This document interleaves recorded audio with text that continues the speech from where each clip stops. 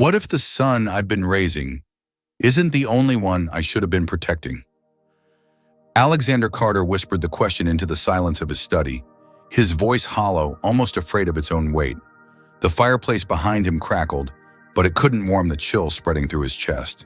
In his hand, he held two pieces of a baby blanket, frayed, faded, stitched together like puzzle pieces that had been separated for years. One with a golden C, the other an E. Caleb and Ethan. Two names, two boys.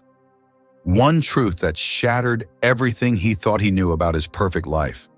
His pulse pounded in his ears. His hands trembled, not from anger, but from something far more dangerous, the ache of regret. He thought he was in control. He thought his family was whole. But now he stood at the edge of a choice that could either heal a broken child or destroy the foundation of everything he'd built. And if you think that's intense, wait until you see what happens when the past he tried to bury shows up on his doorstep calling him dad. Stay with this story because the moment that's coming next will turn everything upside down. The night was supposed to be perfect. Strings of crystal lights sparkled across the Carter estate. Soft jazz drifted from the grand piano inside, and everyone important in Manhattan seemed to be sipping champagne in the garden. It was Sophia Carter's birthday, a lavish, no-expense-spared celebration hosted by her husband, Alexander Carter, one of the most powerful real estate moguls in New York. But for 6-year-old Ethan, everything felt too loud, too bright, too cold. Wearing a tiny tailored suit that itched at the collar and shoes that pinched Ethan slipped away from the noise. He didn't understand why grown-ups smiled so hard and laughed so loud when nothing was actually funny. He just wanted air, quiet, stars. He wandered past the valet station, past the hedges trimmed like sculptures, and down the long driveway lined with flickering lanterns. Then he saw him. Across the street, in the dim glow of a broken street lamp, a boy no older than 10 was digging through a trash can beside an alley. The boy's clothes were torn, his hair dirty, but that wasn't what stopped Ethan's breath. It was his face. That boy had the same sharp cheekbones, the same wavy blonde hair, the same wide ice blue eyes. It was like looking into an older, sadder mirror. Ethan's heart raced. His tiny voice caught in his throat. Then he shouted the only thing his heart could make sense of. "Dad, that's my brother." From behind, heavy footsteps came fast. "Ethan." "There you are," Alexander's deep voice cut through the night. He knelt beside his son, relief flooding his face. "Don't scare me like that. You know you can't just wander off like this." Ethan pointed again. "That boy over there?" Alexander followed the line of his son's trembling finger, and then he saw him too. The boy across the street had frozen like a deer in headlights. His eyes locked with Alexander's, then flicked to Ethan's. Something raw flickered in his gaze. Recognition, maybe. Fear, definitely. And then the boy ran. Alexander stood jaw tight. "Stay here," he told Ethan, pulling out his phone. "Don't move. I need to make a call." Within seconds, 2 security men appeared. "Follow him," Alexander ordered. "Do not let him out of your sight. Don't approach. Just observe." Ethan grabbed his father's sleeve. "Why did he look like me?" Alexander didn't answer right away. His mind was racing faster than he'd felt in years. "Maybe just a strange coincidence," he muttered. But even as he said it, he knew that wasn't true. Back at the party, Sophia searched the crowd for her son, only to find him walking back toward the lights hand in hand with her husband, face pale and quiet. She smiled, oblivious. "Everything okay?" Alexander offered a tight smile. "Yes, darling, just some fresh air." But inside, something had cracked open. That night, after Ethan had been tucked into bed and the last guest had left, Alexander stood in his private office staring at the grainy surveillance footage his team had already delivered. The street kid had been tracked to a rundown shelter 2 miles away. Named Caleb. No last name. Estimated age 9. Reported missing from a state orphanage a year ago. Repeatedly told social workers he was searching for the parents from his dreams. And then there was the photo. A close-up of the boy's face caught in the alley's light. Alexander stared at it for a long, long time. The resemblance was undeniable. The next morning, Ethan wouldn't eat. He sat at the breakfast table, legs swinging from the chair, chin resting on his hand. "Did you find him?" Alexander blinked. "Find who?" the boy Ethan said softly. my brother." Alexander cleared his throat. "Ethan, not everyone who looks like us is family, but I feel like I know him," Ethan whispered. "And he looks scared. I think he's all alone." Those words cut deeper than Alexander expected. Later that day, he returned to his study and reviewed the full report. Caleb had been abandoned as a baby, raised in the foster system, multiple placements, behavioral issues, quiet, kept to himself, no known relatives. But what caught Alexander off guard wasn't just the face, it was the birth date. Caleb was born just over 3 years before Ethan. He sat back, the blood draining from his face. Sophia had told him she had a miscarriage before their marriage. She cried in his arms, said the baby had died shortly after birth. Her family rushed her to a private facility while Alexander was still overseas finishing graduate school. He returned a month later to find her hollowed out, grieving and alone. He married her that winter, vowing to never bring up the baby again. But now doubt dug its claws into his chest. That night when Sophia walked into the bedroom, Alexander confronted her. "Tell me about the baby," she stiffened. "What baby? The one you said died? The one you never let me meet?" Sophia's hand trembled as she placed her earrings on the vanity. "Alex, please. Why are you bringing this up now? Because I saw a boy on the street who looks exactly like Ethan. Because I had my men follow him.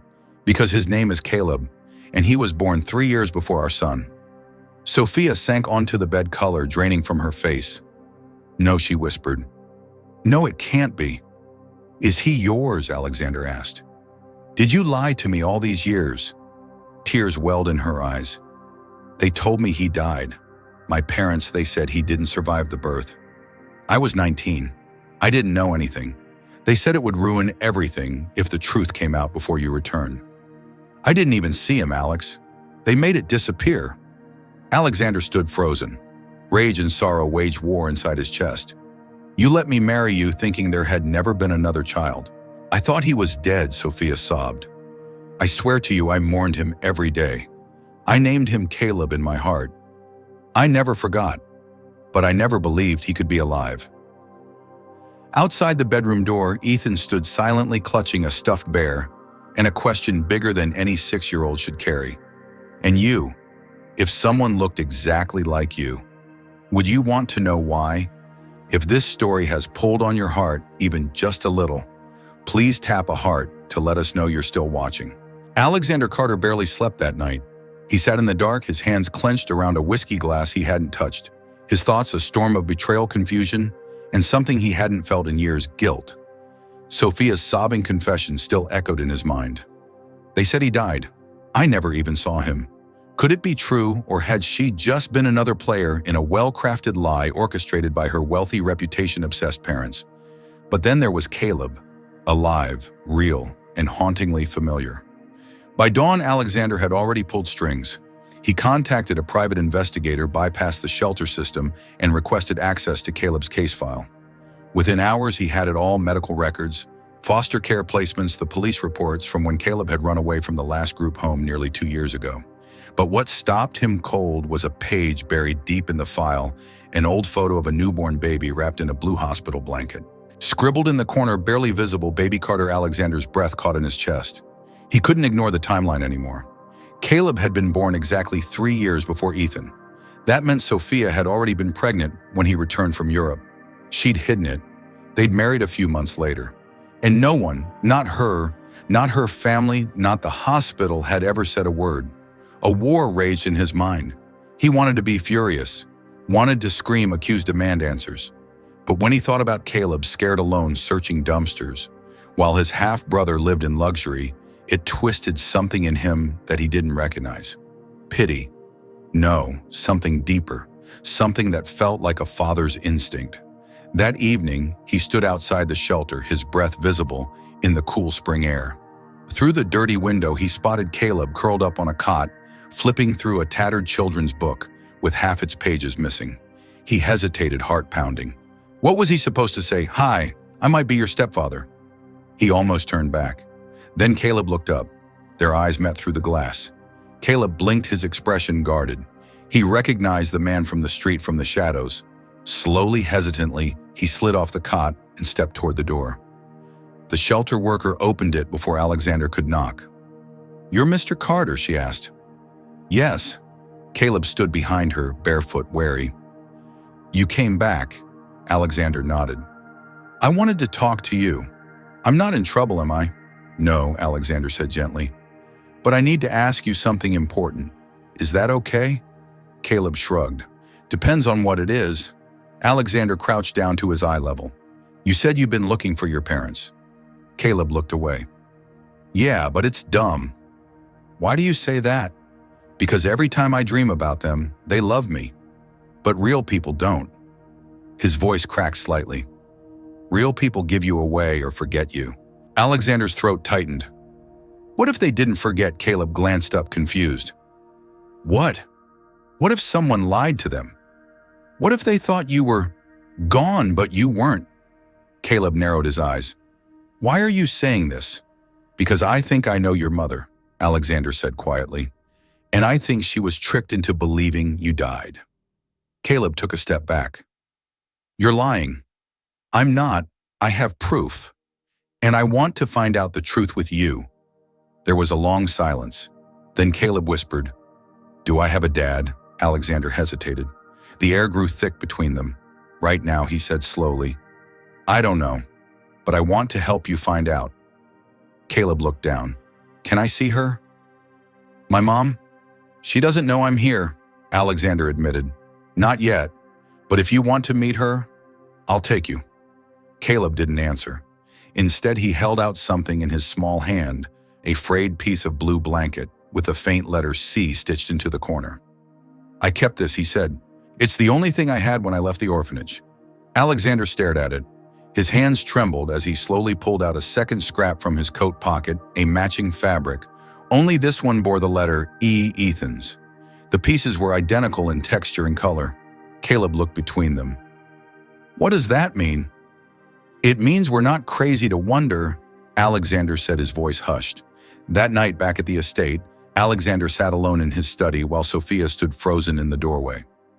"You brought him here," she whispered. Alexander nodded. Caleb stood awkwardly behind him, eyes flicking between the crystal chandeliers and the marble floors. Sophia's knees buckled. She took one step forward, then stopped. "Is it really him?" "Take a look," Alexander said, rising, "and tell me if your heart doesn't recognize him." She approached slowly, tears already forming. Caleb stiffened, unsure, frightened. But then she knelt and looked into his eyes. The gasp that left her lips shattered every wall she'd built. "It's you," she breathed. "It's really you." Caleb frowned. "Are you my mom?" Sophia nodded, barely holding herself together. Yes, I am." Alexander stepped back, watching the scene unfold like a man standing outside his own body. He wanted to feel angry. Instead, he felt broken. Later that night, as Caleb slept in the guest room and Sophia wept in silence, Alexander stood by the window staring into the dark. He could walk away, let her bear the shame, let the past bury itself. Or he could choose something harder. He could choose mercy. He could choose to rebuild. He could choose to be a father, not just to Ethan, but maybe to Caleb too. And what would you do if the child your wife hid from you was standing in your home cold, scared, and calling you dad with his eyes? Would you accept him or walk away? If this part of the story touched you, let us know by tapping a heart. The days that followed weren't smooth. Healing never is not when it begins in a house that had long been built on silence. Caleb didn't unpack right away. Even when Sophia offered to help him set up his new room, he just stood in the doorway and shook his head. "I don't want my own room," he said quietly. "I've always been alone." And it was Ethan, clutching his favorite stuffed bear, who walked up to him and simply said, "You can sleep in mine." "I don't like being alone either." That was how it began. Two boys, half-brothers, strangers, learning to breathe the same air, trust the same love. Alexander watched from a distance, unsure where he fit in the picture. He wasn't Caleb's biological father, but somehow when he saw Caleb's shoulders tense every time someone raised their voice, or how he flinched when the door slammed shut, he felt something unfamiliar inside his chest crack open, a kind of protective ache he hadn't expected. One evening a week later, he found both boys asleep in Ethan's bed. Ethan was snoring softly, a book still open on his chest. Caleb was curled at the edge, arms wrapped around the frayed baby blanket that now had both the C and the E stitched together. Sophie had sewn them into one piece without saying a word. She simply left it folded on the bed like a quiet offering of atonement.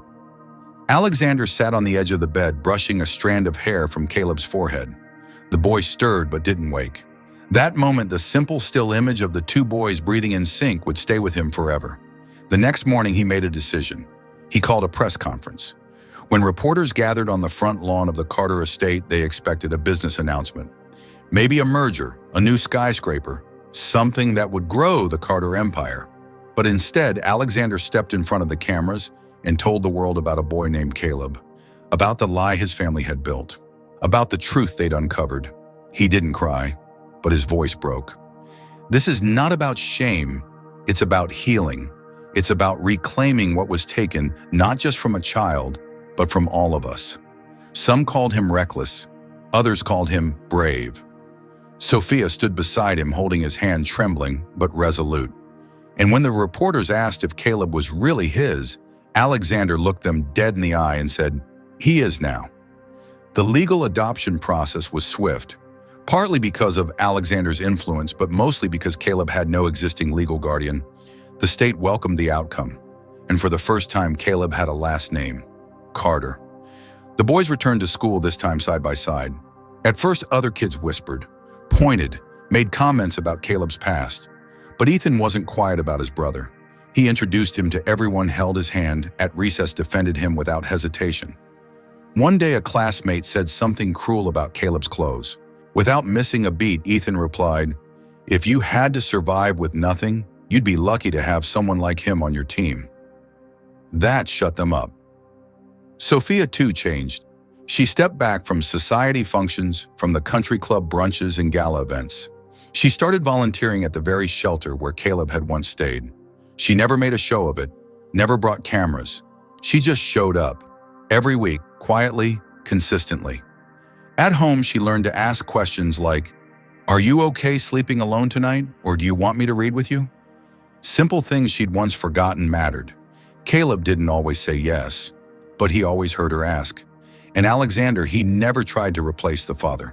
Caleb never knew, but he showed up. Every soccer game, every school concert, every meeting with Caleb's teacher. One night when Caleb nervously asked, "Do you think I'm good enough to be part of your family?" Alexander knelt beside him, looked him in the eyes and said, "You're the reason this family is finally real." That winter, the three of them, Alexander, Sophia, and the two boys, sat down to decorate the Christmas tree together. There were tangled lights, burned out bulbs, a lot of laughter, and a little chaos.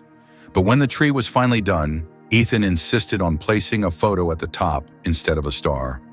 It was the picture they'd taken on the first day Caleb came home, the one with all four of them smiling, not perfectly, not posed, but honestly, like people who had been broken and had chosen to piece themselves back together.